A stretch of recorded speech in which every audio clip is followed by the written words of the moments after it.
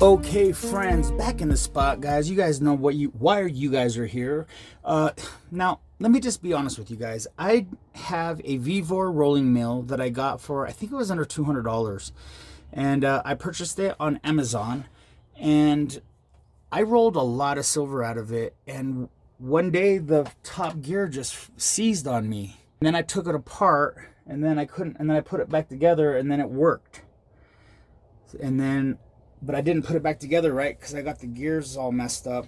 But I'm still going to figure it out. I think I fixed it. But because my Vivor was acting super dumb, I got kind of frustrated. And I started thinking about all the things that people said on the internet about getting an expensive rolling mill and paying the good money to get the good one. Now, I don't need a big, heavy duty rolling mill. I just need kind of a light rolling mill. And I did, guys. I went out and I got a higher grade, I think. Maybe you guys in the comments can tell me if this is a good one or not. But I got the Pepe, made in the USA, 110 millimeter combination rolling mill. Now I'll bring it over here so you guys can see. But I didn't quite finish unboxing it. Now they told me this is what to do. They said open the box, reach in and grab the rolling mill from underneath like this. And then you have to unscrew these things because it's sitting on cardboard with the bolts going through. So it comes with bolts, which is cool. And then put on the crankshaft. So that's pretty much all you have to do, guys. Let's just look at this real quick. I'm going to do this part at this angle because this is a good angle to see me kind of open up this part of it. And I'm hoping in here has some specs or some a model type that you guys can see. Oh, shoot. I know you guys don't know how much I paid for it, but let me be transparent, and I paid $729 for this, guys. And I probably could have got it cheaper somewhere. Maybe if I could, let me know. Let me tell you what I got. I think this is the literature. Okay, Ultra Series rolling mills, setup, usage, tips, and advice. I did not get this one. I got this guy right here. This one. $729, guys. My last one was under $200. I have the 110 combination. There's a 110 flat rollers. I got the 110 combination because I knew I wanted to be able to make square wire, and I knew that I was going to want to still be able to make half round wire. So the combination has a half round setting and a square setting. And then in the middle it has the flat. The gear ratio is 4:1. The roller width is 110 millimeters. So, yeah. Combination. Big old grip. Big old wooden handle grip. And it shows you how to carry it. Pick it up like under there.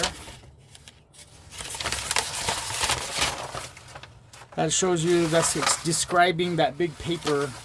If you're not very bright, probably you have to have that described to you or explained to you.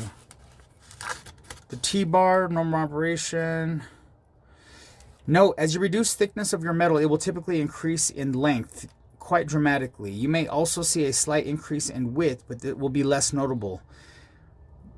Or not at all. If you rotate it 90 degrees, it will go thinner and longer. Consider this when cutting and casting your initial piece. So it gives you a little bit of tips on shaping your metal and moving it through the roller so you get the shape that you want, if you want it long and thin or if you want it a little bit thicker. To make square wire, use the V grooves. We know all this because we are a little familiar with it. Teaches you how not to pinch your metal.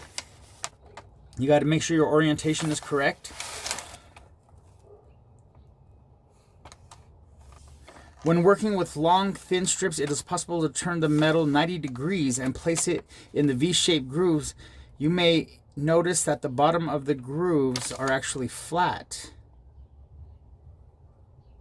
This allows thin strips to be rolled through edge on. Useful when making strips for ring bands and bangles. Whoa! I wouldn't have known that, dude. See, this is why you gotta read the. I'll read this, but I don't want to read it in front of you guys because I don't want you guys to hear the way I read out loud. You guys already did a little bit, but yeah. So that's pretty much it. It gives you a little bit of tips on maintenance, oil, keep it dry, Oil all moving parts. Use metal polish to clean the rollers. Cool.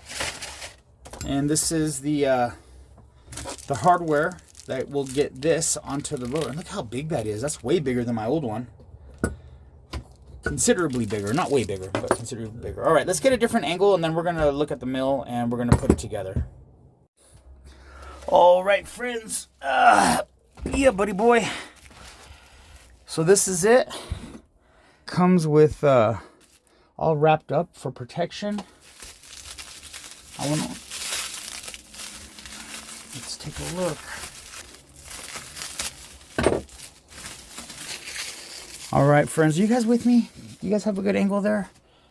And it has rubber bands to hold these just at such. So I'm probably just keep those from rattling around, I'm sure. Man, how cool. Okay. Oh, these are finger tight. Ish. Take this one off just so you can see what it is, and then I'll stop the camera once you get a grip. You get the drift, you know what I'm saying? Here we go. So this is gonna be what's gonna bolt it to the tabletop. And I'll just show you guys what the hardware looks like. You got this underneath, and you got this on top. So I'll do that and just keep those together, and then I'll do them all, and then I'll bring you guys back.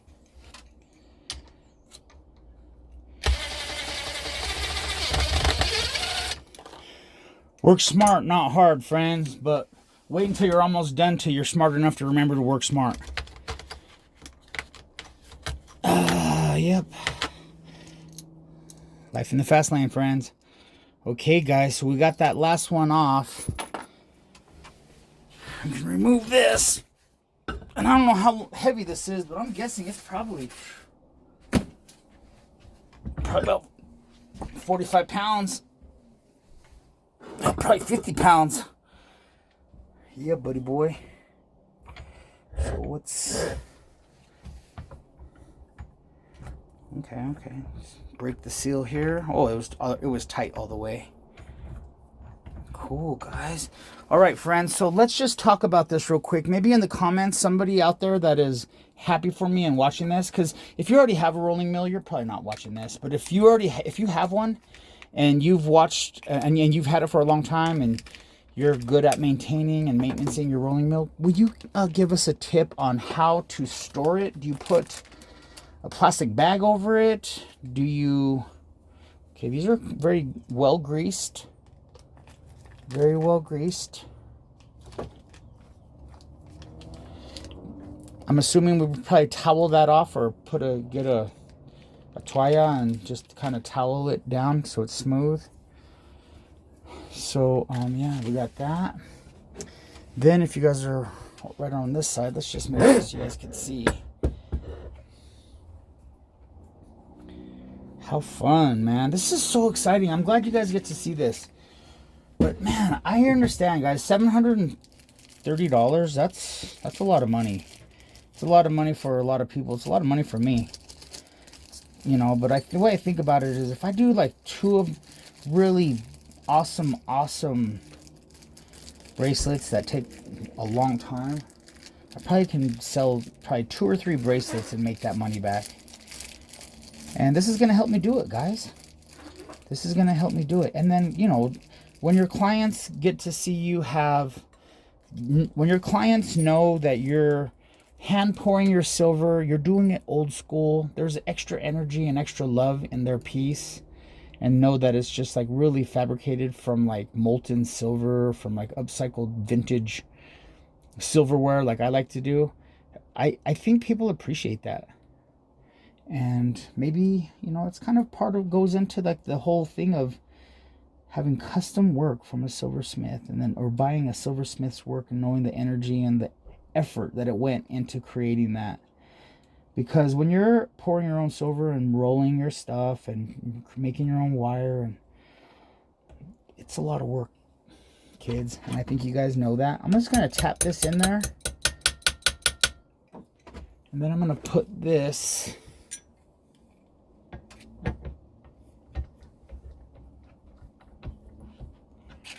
Gotta line up this groove.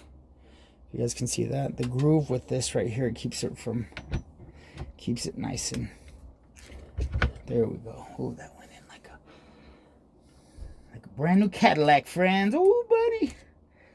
My other one had a bunch of washers and all kinds of,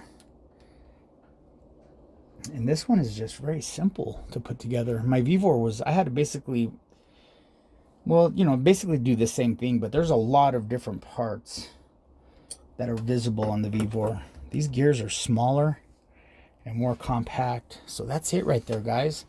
I will mount this. But, oh, that feels like a new Cadillac. So friends, that's in the game. People out there that might already that have one and they're maybe excited for me and that's why they're watching this video. Or if you're a fan of the channel, guys, I'm not going to cut myself short. I know we have some people out there that really enjoy the channel, and I appreciate you guys. What do you guys think? How a plastic, like a Walmart bag, or like a plastic bag, or with a T-shirt? Could you do it with just like is your goal to keep dust out? So maybe a T-shirt, or should it be plastic? In the comments, please let us know. And then about this grease right here, I'm going to use my common sense and kind of just like roll it and then wipe it a little bit. But yeah, that's normal, I'm sure. And if it is, just say, yeah, that's normal. And yeah, wiping it's the right thing. Or if not wiping it's the right thing, by then it'll be too late for me, but it won't be too late for the next person out there. So yeah, put in the comments how to store it and about this grease that's on here and any other little tips that you guys might want to share about this, your experience with it, or if you guys are just happy for me, say, heck yeah, man, I'm happy for you, dude. I hope all you guys eventually get to upgrade all your tools. And I have a lot of tools that I have not upgraded, and I'm cool with it because I just do little bits at a time, and I think that's the way to do it for me. But yeah, guys, thanks for watching this video and enjoying this with me, because I'm really excited, and I have some edits.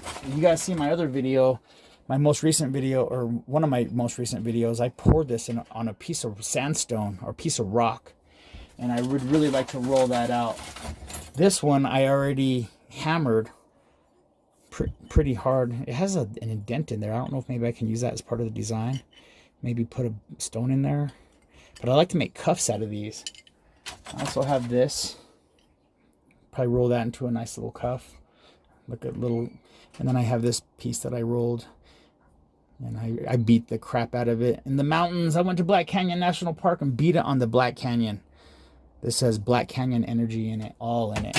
All right, guys, so yeah, enough of that.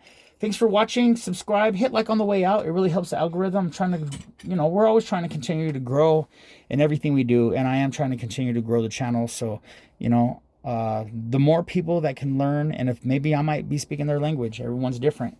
I watch a lot of YouTubes, and they're all different, and some people, I learn something from everyone, guys.